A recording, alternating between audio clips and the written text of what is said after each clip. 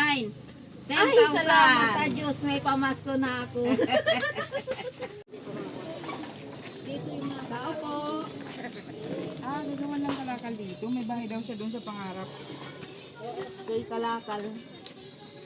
Ito Hindi po ko ang alam. bahay namin. Pasok po kayo. Te, halika dito.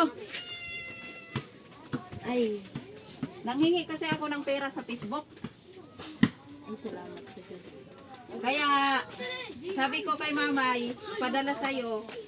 Biglang nagpunta kami dito kasi namigay kami ng Jollibee sa home base. Kaya daan ko na lang to sa'yo. So, akin na yung kamay mo.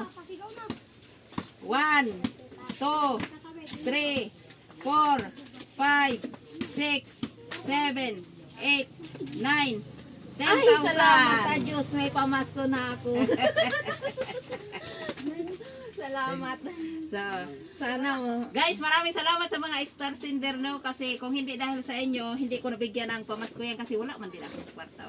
Kundi, ngayon kasi wala Salamat na. po sa Star sponsor nyo na nabigay sa akin. Salamat sa Salamat, salamat ha kasi alam mo tingnan, pakita mo yung bahay ng ate ko. Ayan. So, sobrang mansion po talaga yung bahay. Tingnan nyo naman guys yung bahay. Oo. Deserving, di ba? So, Hindi na sayang yung mga ibinigay.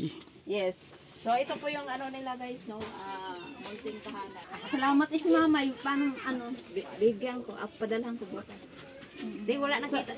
Di wala nakita sa Facebook te kaya pasensya na talaga kayo. Hindi okay na to. Maraming salamat sa ano. Minsan lang ako magdalaw, magbigay. Kung mayroon, magbigay ako. Pero kung wala, wala tayong magagawa. Kasi si Mamay nga, si Papay, buhay pa sila. Pasalamat na lang tayo kasi nandito ako kahit pa paano. Kasi Kaya na kung nga hindi, sabi ko. wala yan talaga lang ako kayong, wala rin kayong magagawa. yung magulang ko, sabi ko nang kahit paano, at least meron nga yung kapatid ko ganun. So nakakatulong naman. Ay tulad nga noon, wala nga kaming bigas. Nangutang si Romel ng pagkain na alas 12 ito. Ano, wala kaming ulam. Ay ang mga anak ko ay nakintay na. Sabi nga pa, nangutang mo doon sa trabaho mo.